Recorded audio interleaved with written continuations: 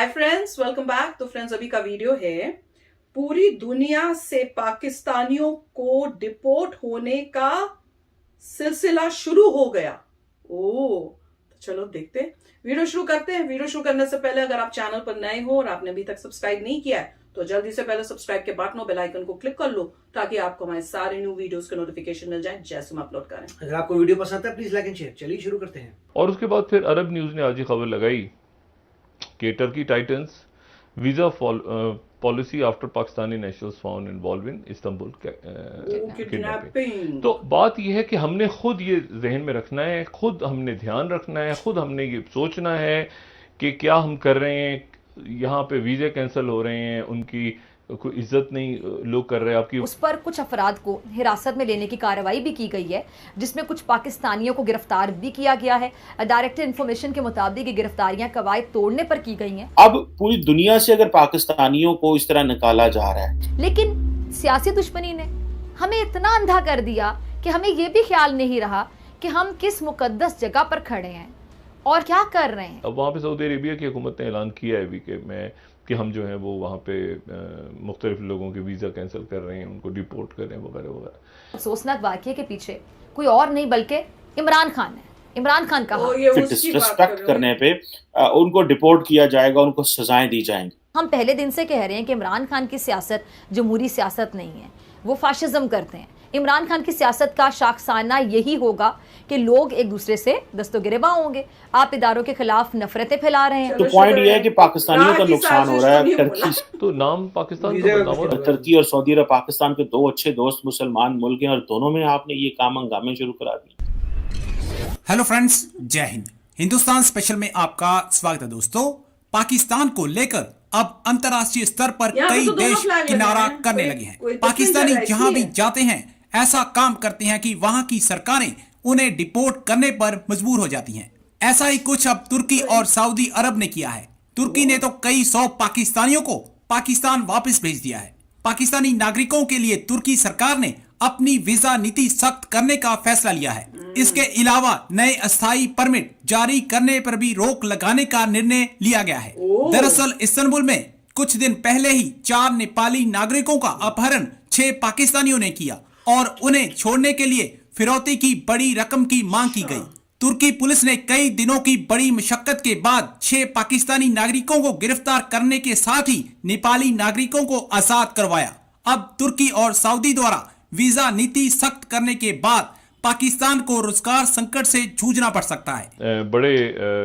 बड़ा हमारा करीबी मुल्क, बहुत करीबी मुल्क, बहुत ज्यादा हमारा जो है वो ऐसा मुल्क जिनके साथ हमारे स्ट्रेटेजिक ताल्लुकात भी हैं और हमारा बरादर मुल्क है।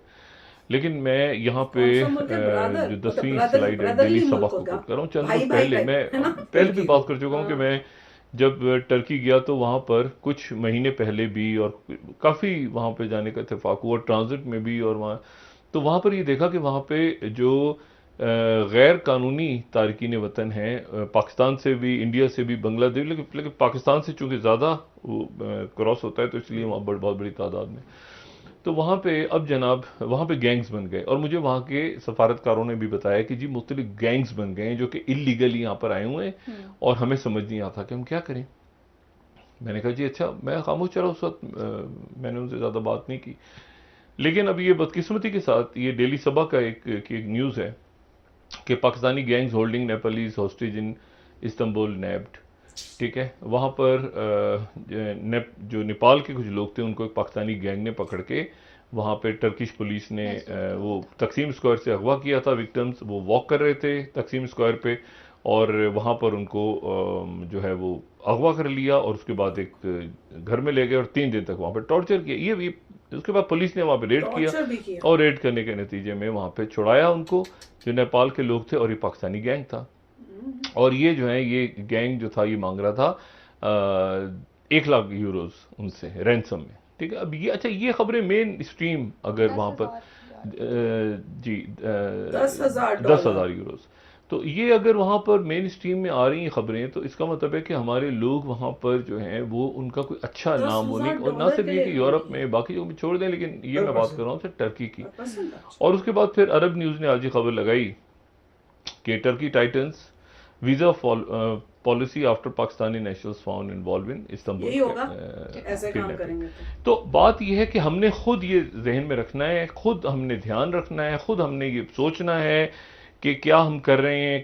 यहाँ पे वीज़े कैंसिल हो रहे हैं, उनकी कोई इज्जत नहीं लोग कर रहे हैं आपकी, वहाँ जाकर आप ये मार धाड़ में लग जाते हैं, अपने घर वालों को आपने संभालना होता है, पैसे भेजने होते हैं, मेहनत मजदूरी करनी होती है। मुल्क छोड़ के तो खुशी से कोई भी नहीं जाता, लेकिन वहाँ जाकर अगर आप ये कुछ करेंगे टर्की में या सऊदी अरेबिया में या यूरोप के किसी मुल्क में या अमेरिका में या कहीं पर भी, तो ये बदनामी होगी और इसका नुकसान आपकी ज़ात को भी होगा और पाकिस्तान का नाम भी ख़राब होगा।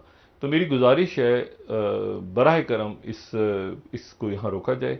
जो क़यादतें हैं वो अपने लोगों को मना करें सख्ती के साथ, लेकिन ये कहना कि जी ऐसा तो होगा, ये तो कुदरती अमल है, ऐसा तो होगा, तो फिर उसके नतीजे में मैं ये समझता हूँ कि आने वाले दिनों के अंदर ही पाकिस्तान में भी होने जा रहा है। लेकिन वहाँ पर भी उससे कमी नहीं है, वहाँ पर भी जो हो रहा है लंदन में कई सालों से या बाकी मुल्कों में हो रहा है, तो नाम पाकिस्तान का बदनाम। और अब ये जो सूरत हाल मदीना मुनव्वरा में पेश आई, इंतहाई अफसोसनाक, इसको तो कोई भी शख्स जो है इसकी कोई तवज्जो पेश कर सकता है ना इसके, लेकिन ये कि लोग जो हैं वो वहाँ पर एक बना हुआ तासुर। और मैं आपको बताऊँ ये बहुत बहुत ही, अब वहाँ पे सऊदी अरेबिया की हुकूमत ने ऐलान किया है अभी कि हम जो है वो वहाँ पे मुख्तलिफ लोगों के वीज़ा कैंसिल कर रहे हैं, उनको डिपोर्ट कर रहे हैं वगैरह वगैरह। सऊदी अरब में जिन्होंने वहाँ पे प्रोटेस्ट किए था, क्या कोई अच्छी बात है?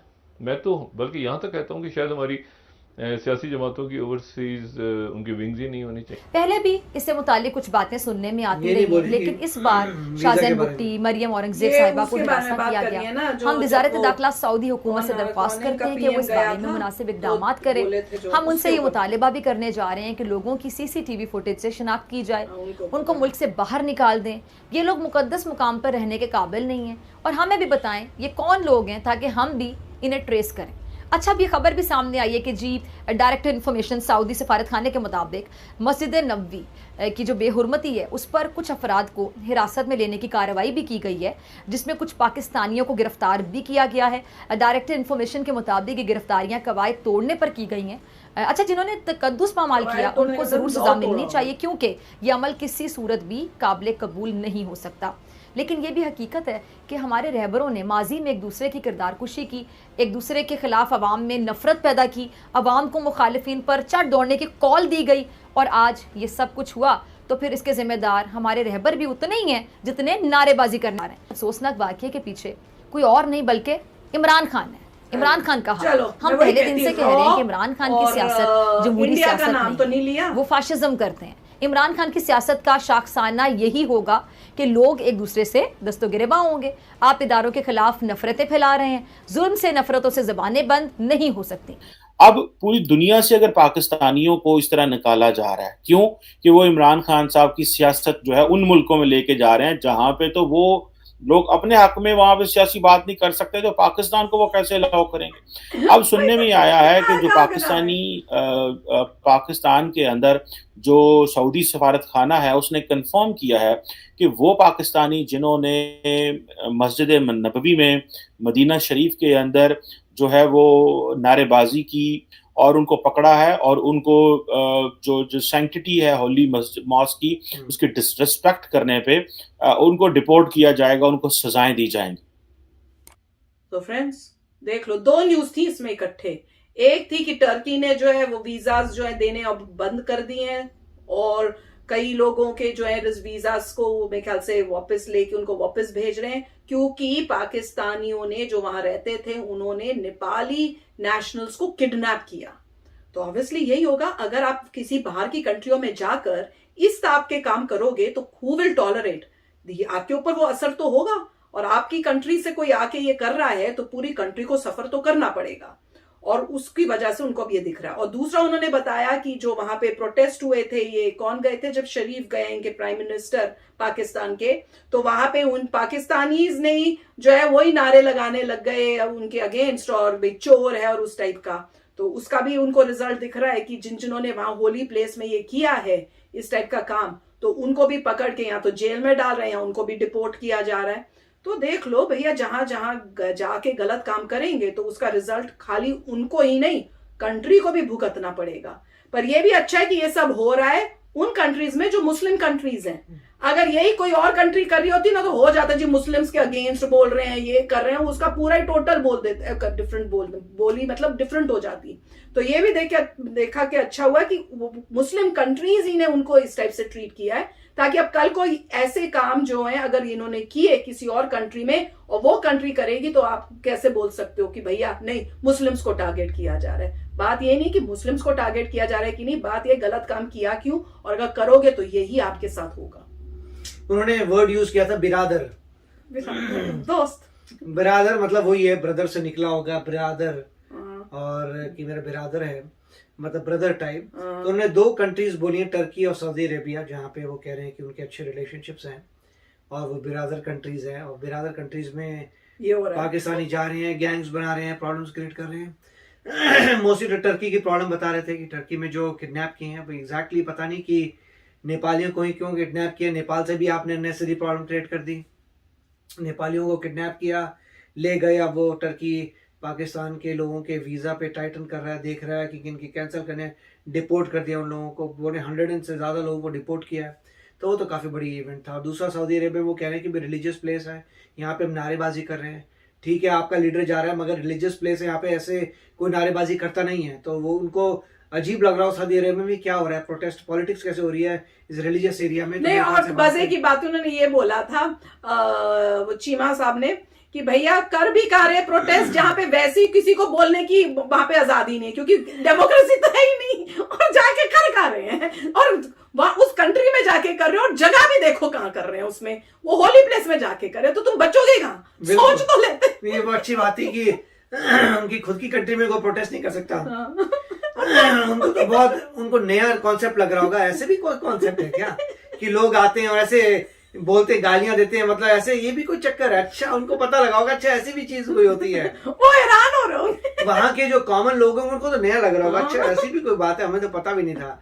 तो उनको सऊदी अरेबिया वालों को प्रॉब्लम आ रही हो कि माय गॉड ये तो ये नया दिखा रहे हैं, ऊपर से अपने ही वाले को बोल रहे हैं। तो और रिलीजियस प्लेस है। बिल्कुल, तो काफी अच्छा वीडियो था। फ्रेंड्स, आप भी शेयर करना अपने थॉट्स। तो चलो चलते हैं, मिलेंगे नेक्स्ट वीडियो में बहुत ही जल्द। Till then take care and bye bye. तो अगर आप मेरे इस चैनल पे नए हो तो जल्दी से सब्सक्राइब के बटन को हिट करो और बेल आइकन को क्लिक करो, ताकि आपको मेरा जब नया वीडियो मैं लगाऊं आपको उसके बारे में जल्दी से पता चल जाए।